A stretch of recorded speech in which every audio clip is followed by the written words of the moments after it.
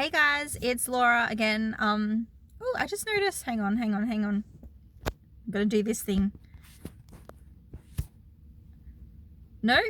Okay, I'm filming on my phone. I don't know why the quality is really bad. I haven't made a little update on what's going on with the whole Rona situation. So it's currently like the middle, no wait, what are we, like I don't know. I'll write the date down the bottom. It's currently Tuesday. It's like the start of May, and I was saying earlier, like, yeah, May's gonna be good. I'm gonna have my jobkeeper payments come through, so it's gonna help me with paying my employee and keeping myself afloat. Still haven't seen that yet. Still not really sure, but I don't know. Kind of did the whole kerfuffle.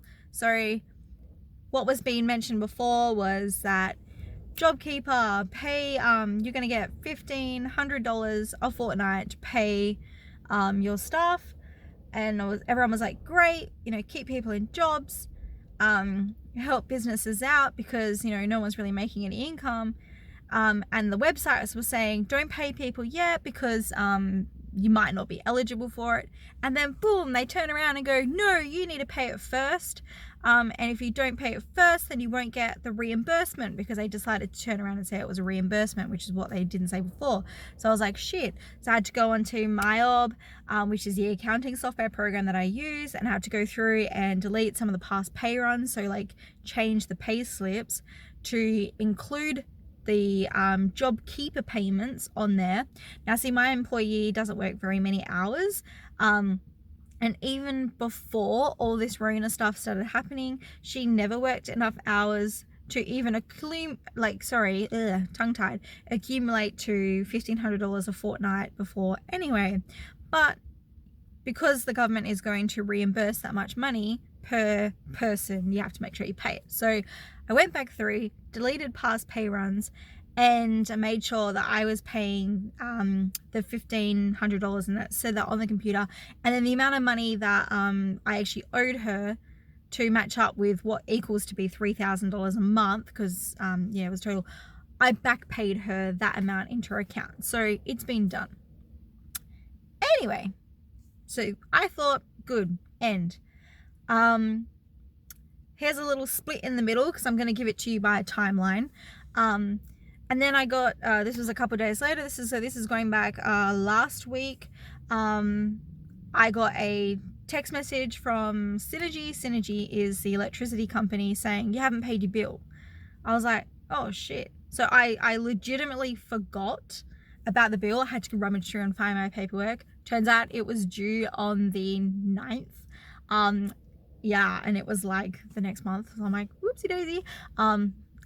So it wasn't the next month yet. I think it was like a couple days before May. So it might have been like just at the beginning, I don't know, end of April, something. I don't know.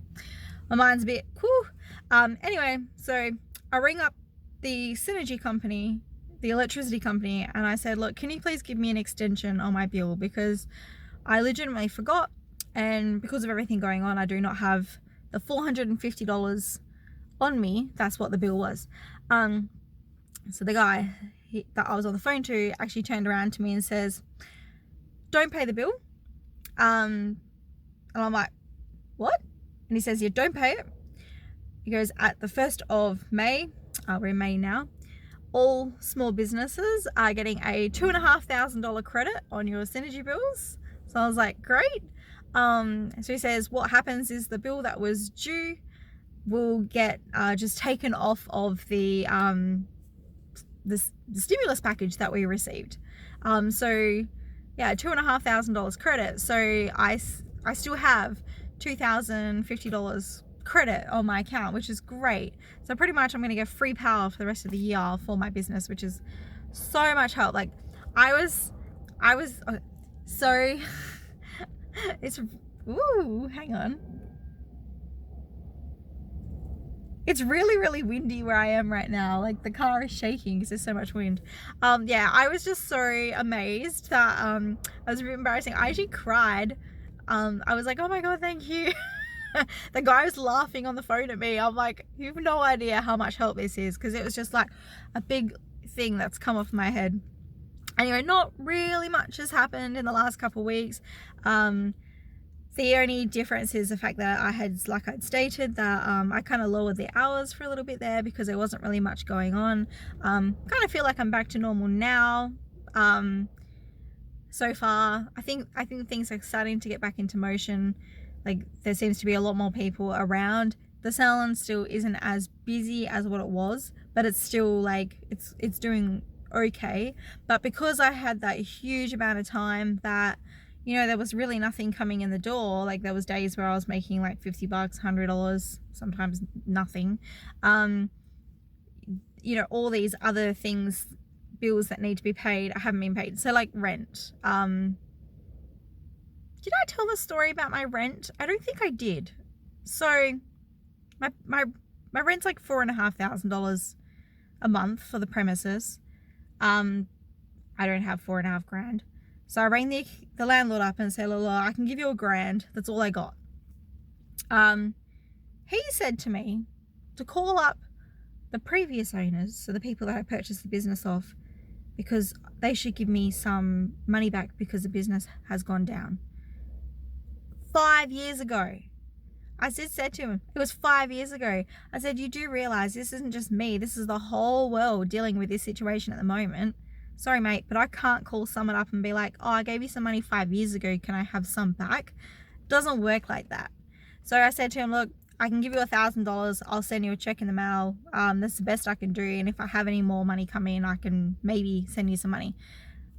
That really hasn't happened because, you know, in one hand out the other, because, you know, we've got other bills to pay and stuff. And then he calls me up and he says, "I haven't received my check." BS. I have never not sent a letter in the mail and it never gone. The amount of times that I've sent checks to him over the course of so many years, same goes from when the previous owners did it, they never had an issue, and now suddenly when he knows it's not as much, that he's complaining that it's not going to be, like, not enough there. Oh, some fairy lights just turned on in the distance. Whatever. So I said to him, "All right then, I'm cancelling the check and I'll write another one." So I rang up the bank, cancelled it. Wrote another one. This time I had a little bit more money, so instead of being $1,000, I had $1,500. And I decided, you know what? I'm not going to put it in the mailbox. I'm driving to his house. I've got his address. May as well just drive there. Turns out this guy lives in a 3-story Mac mansion surrounded by other massive Mac mansions. And I'm like, don't give me that bullshit. And the thing is that, like, because I knew the previous owners and I know the fact that he doesn't have a mortgage for the premises that I'm leasing off him. He owns this outright. He's had this for years. I get people coming going, "I remember seeing him back 30 years ago." So it's not like you know, he has shit tons of bills to pay himself. You know, so he was raking, you know, $4,500 a month off me before.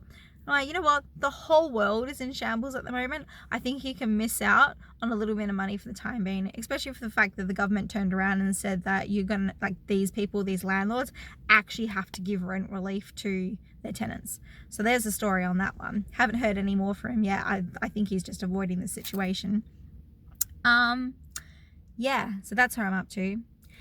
And then going back to JobKeeper, so this happened today. My accountant calls me up. He says, oh, he's been going through things, and by the sounds of it, it doesn't match up because I might not have sent the back payment to my employee on time to be eligible for JobKeeper, because it has to be a reimbursement of $3,000 in the month.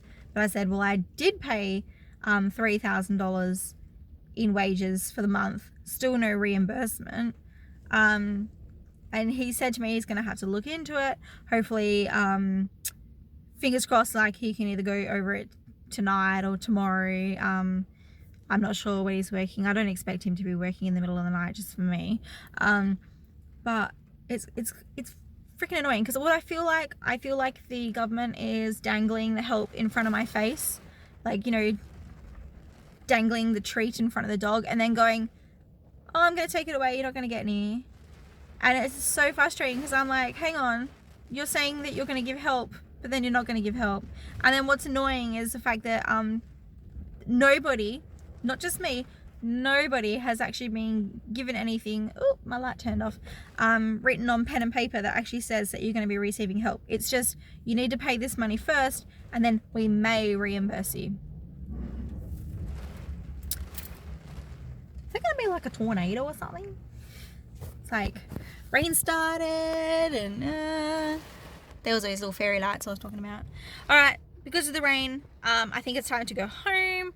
I have a load of dirty laundry that I need to do. That's one of the fun things about owning a hairdressing salon, is you need to do laundry all the time. And go. Oh, and a little update on Rona. So people may not realise, I'm gonna have to speak loud now because yeah, it's really coming down.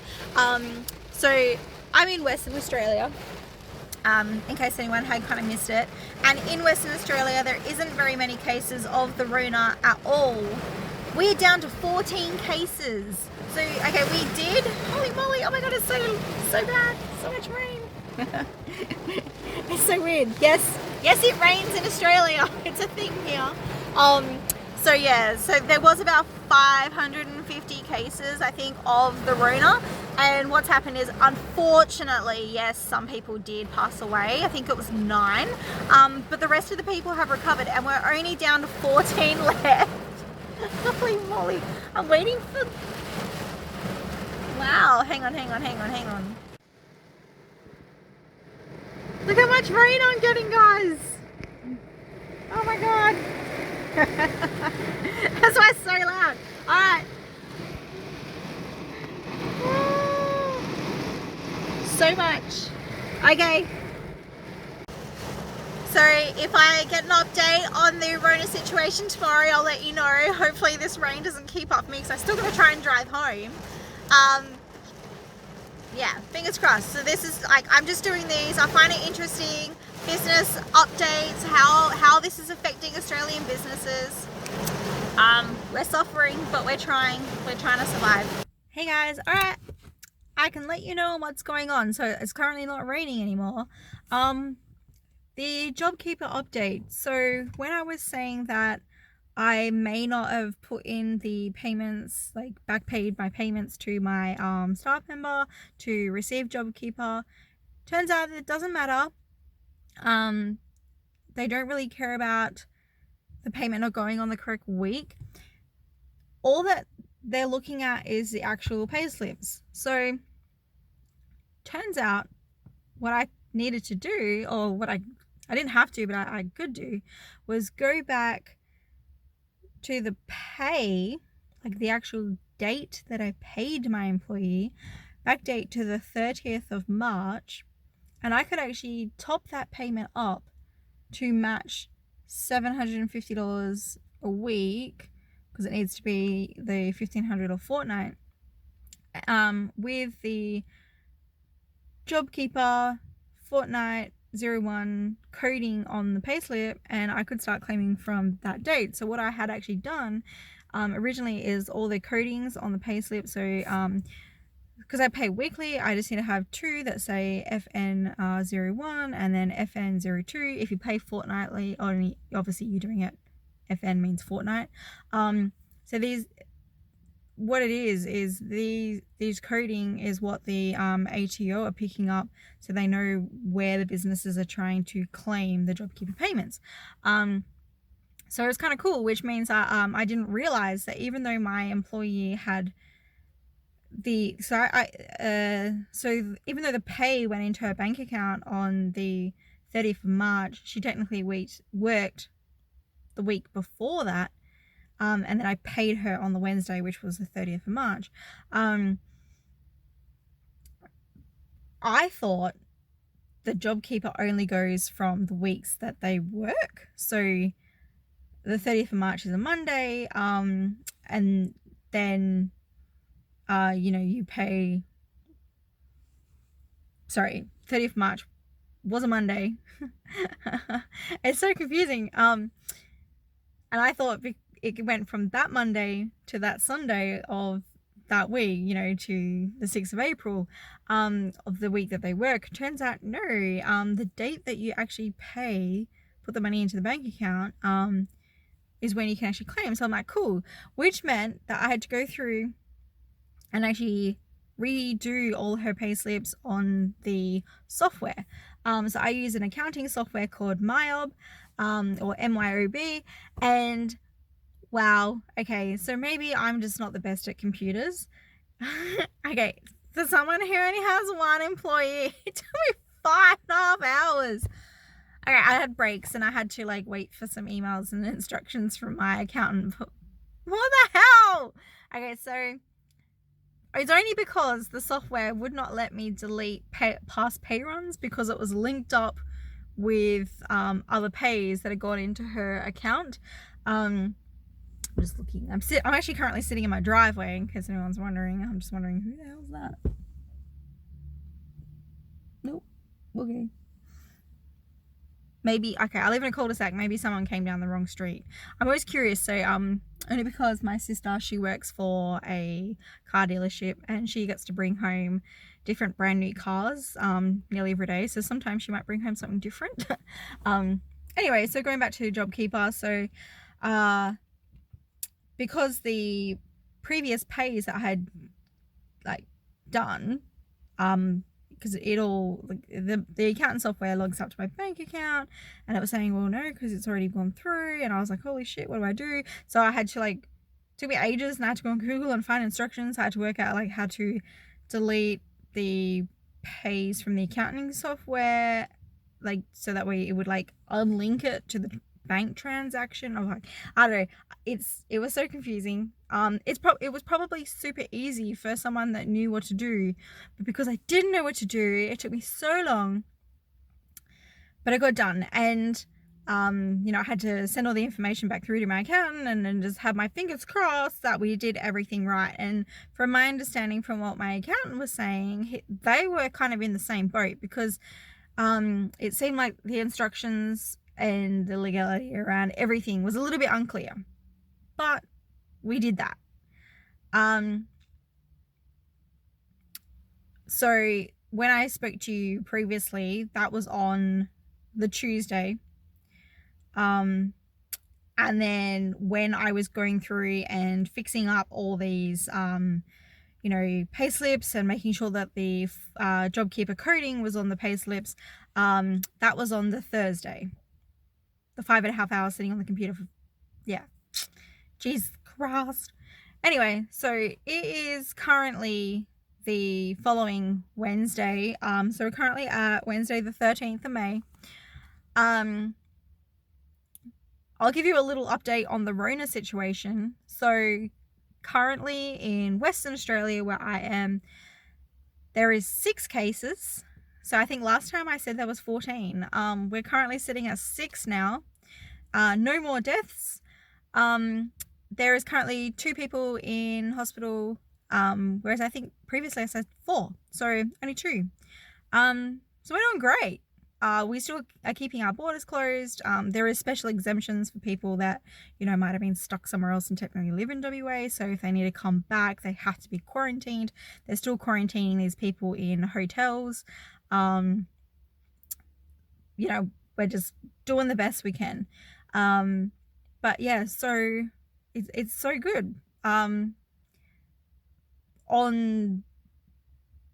they do it on Monday or Sunday? Can't remember. Don't think it matters. But I had said on a previous video that inside Western Australia we had been divided up into regions. Western Australia has, I think it's 9 regions. 9, 7. I don't know. I don't remember. I never go up north.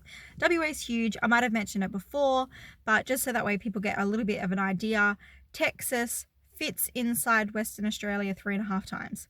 So it's a big state. So the idea of dividing us up into small little areas, so that way they can help, you know, keep it in control. I live obviously in the Perth area, so we were in the Perth Peel region. But what they've decided to do is open up some of the areas so we have a little bit more freedom, so that way some of the tourism can get going again. So currently, if I really want to, I can drive all the way down the bottom to Albany, which I think is like a 5-hour drive. Funny thing is, I still can't drive 1 hour north up the hill to 2J because that's the cutoff for the region. I don't know, it's still a little bit funny, but it's not too bad. But you know, we're doing what we can do. So I can go camping soon, which is pretty cool. And I always said it was kind of silly that they weren't allowing people to go camping, because it's like, hang on, there's less chance of me catching anything when I'm in the bush compared to when I'm working with the public. Okay. So, like I said, it's Wednesday and the JobKeeper came in my bank account. Oh, I'm so excited. I feel like there's this meme, and it's like Woody, and he's laying on like a bed of money, crying and rubbing his eyes, dabbing it with cash. That's what I feel like. I feel like Woody at the moment. I can cry myself to sleep, but still, you know, rolling money. Okay, so it feels like I'm getting a lot of money coming in the door, but it is there to help me, you know, keep my business going and making sure that I can pay my staff and make sure I can pay my other bills like rent. I'm still not kind of up to scratch on my rent. I still owe my landlord money. He hasn't really helped me yet, but we'll get there. That's another, you know, one to worry about for another day. I don't think I'm really going to keep going on with that one because, you know, there's legalities around that. But at the same time, he's going to have to come up with an agreement because the government made legislations to say that landlords have to, you know, help. So yeah, we'll get there. That's another story. Yeah, I don't know, it's kind of weird. So all these other countries have had like huge issues, like the US. Damn, like, okay, like every person I'm speaking to at the moment, like we're all saying the same thing. I'm so glad I don't live in America. Like, I'm sorry for people that live over there, but you guys want to win at everything. This is something you do not want to win at. Like, okay, I'm joking. I know it's a bad joke, but yeah, I feel like there's a light at the end of my tunnel. And it's great. I'm just looking at my neighbour's kicking the footy with his son. He's like coming over and he's like, what are you doing in the car? Oh, God. Okay. When I get out, I got to show you the sunset. It's so cool. I don't know. It's just so good. Like, actually, there was another one. I saw it on TikTok. It was like, what every country is currently like in quarantine, and it shows like cities where there's like lockdown and there's no one walking around. It shows like London and Tokyo and like, you know, all these different areas, and then it goes Australia, and then there's like the government just going, you know, giving out all the money, and then on the screen it said like, you know, it's such like New Start, JobKeeper, free childcare, rah, rah, and it was like, yeah, it's so funny, like, to think that, you know, a couple of weeks ago I was bawling my eyes out because I had no idea what the hell was going on, and I didn't know where things were going, coming or going or wherever. But I feel like I'm on the right space, business wise. Yeah, I'm young. I've been pretty lucky, you know, considering the amount of people that I work with. For all I know, I might have already had coronavirus, and yeah. For all I know, I might have already had it and never got any symptoms. So, you know, who knows? I mean, you never know. But, you know, we'll get on with it. It's life. All I can do every afternoon is just enjoy the sunset. And I hope that everything is safe and well and you guys are financially coping where you are. If anyone else is in Australia and a business owner who is either, you know, receiving JobKeeper, did you get JobKeeper? Were you eligible for it? Are you a employee that is also receiving JobKeeper that's helping you stay employed? Like, I find these things really interesting. Let me know. All right, take care. Bye.